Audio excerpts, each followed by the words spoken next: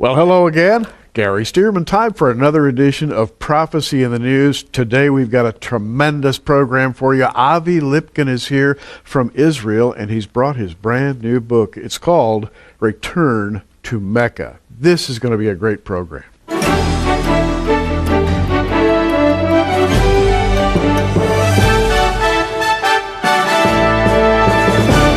Well, it's my pleasure to welcome Avi Lipkin back to Oklahoma City, back to Prophecy in the News. Avi, it's always fun when you're here. Love to be here. And today, it's not only going to be fun, but we're going to get serious because you've brought your new book. It's called Return to Mecca.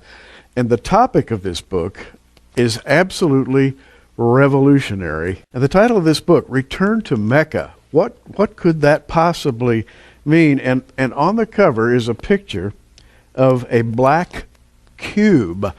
That's where the story starts. Avi, let's start right there. Yes.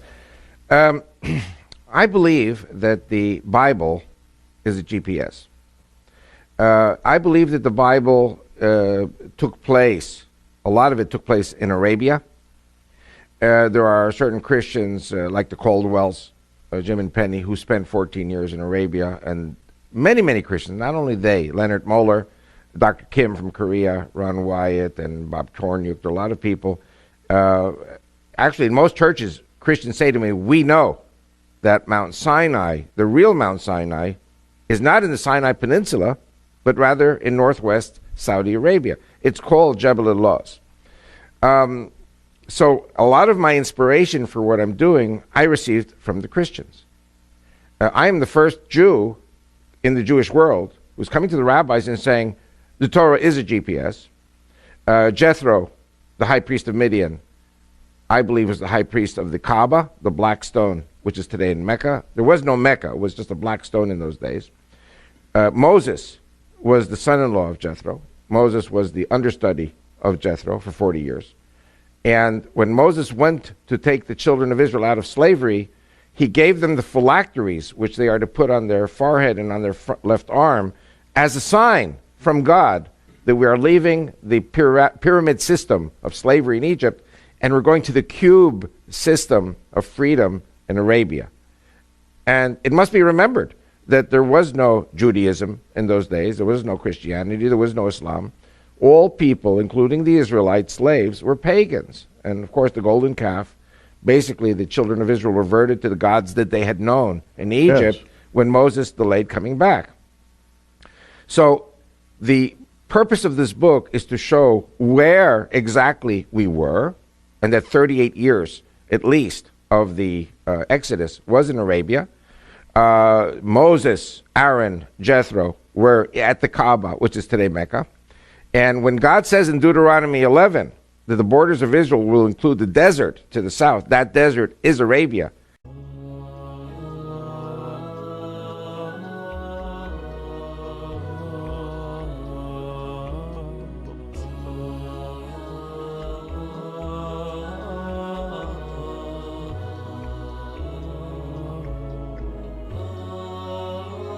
Correct. For those watching, there are a lot of errors in the thinking of Christians over the years because we've had the wrong location for Mount Horeb.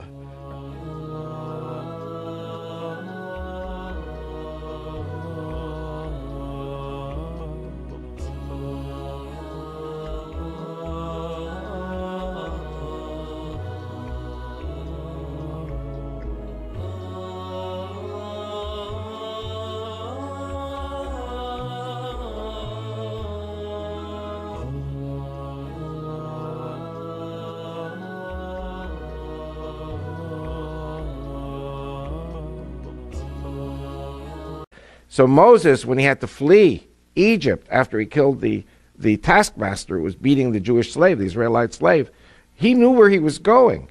He knew the geography. He was almost Pharaoh, so he had to know the geography. So he took the Israelites through the desert to what is today Nuweiba, on the eastern shore of the Red Sea of Sinai.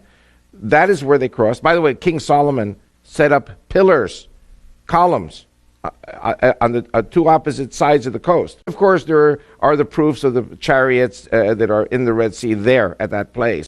By the way, there's no archaeological proof at all of an exodus in the Sinai Peninsula. But there is tons of archaeological proof in the Arabian Peninsula. In the New Testament, chapter 4, verse 25 of Galatians, it says, that Mount Sinai and Hagar, which are in Arabia.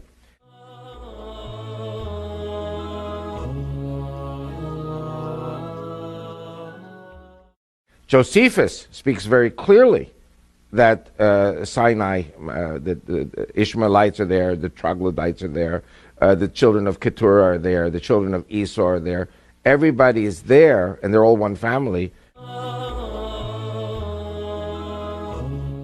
And talk about the linkage between the Jews who wear phylacteries and this pilgrimage to Mecca. By the way, if Christians have ever come to Israel, so I'm talking now to the people who've been to Israel, they've seen it on the flight. Yes. Because when people are still snoozing and the sun comes up as the plane is approaching Israel, you see the Orthodox Jewish men go to the back of the plane and they pray, and they put on the phylacteries. And this is a tradition that goes back 3,500 years. So we know that Jewish men in those days wore this. We know that in the Greek Orthodox Christian tradition, there are priests who put on phylacteries. It's a slightly different Greek phylactery, but it all commemorates exactly the same thing. So the phylacteries have a very important meaning for Christians as well. So my question, and I'll ask it for everybody who's watching, why in the world would you put on, strap a little wooden box with scriptures from Deuteronomy on the inside and attach that to your left arm and to your forehead? Why would you do that, and why would it be cube-shaped? Perfectly cube-shaped. And so the contention in my book is that when Moses came to Pharaoh, and remember, Pharaoh was God.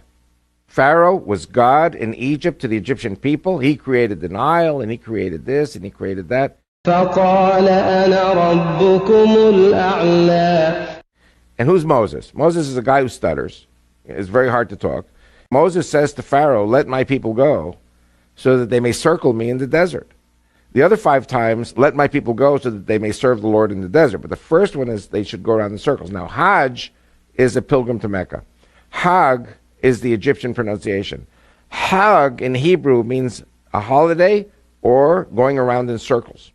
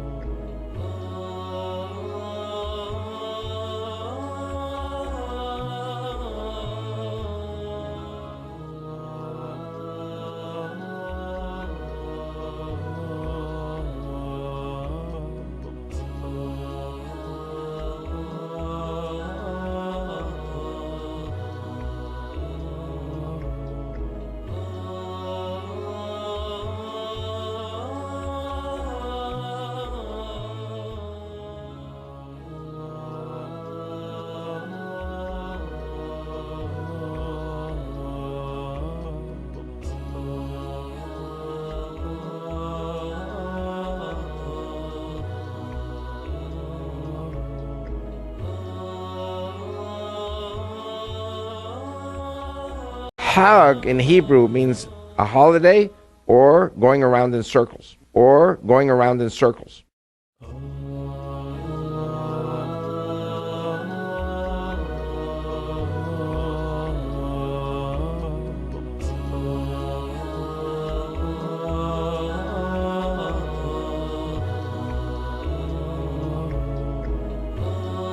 Or going around in circles. Or going around in circles.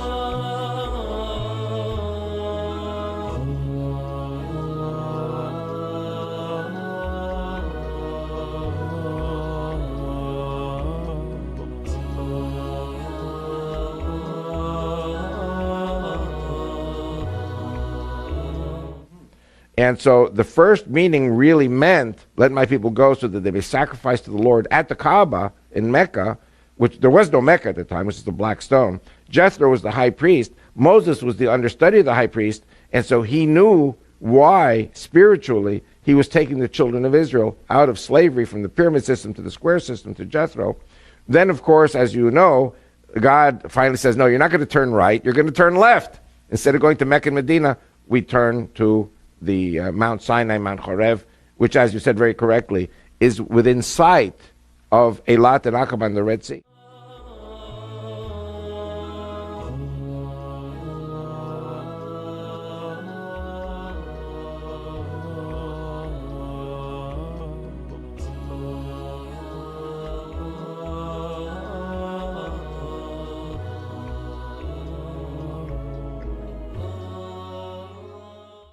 And then we're going to take, I believe we're going to take Mecca, Medina, and Mount Sinai and purify those places.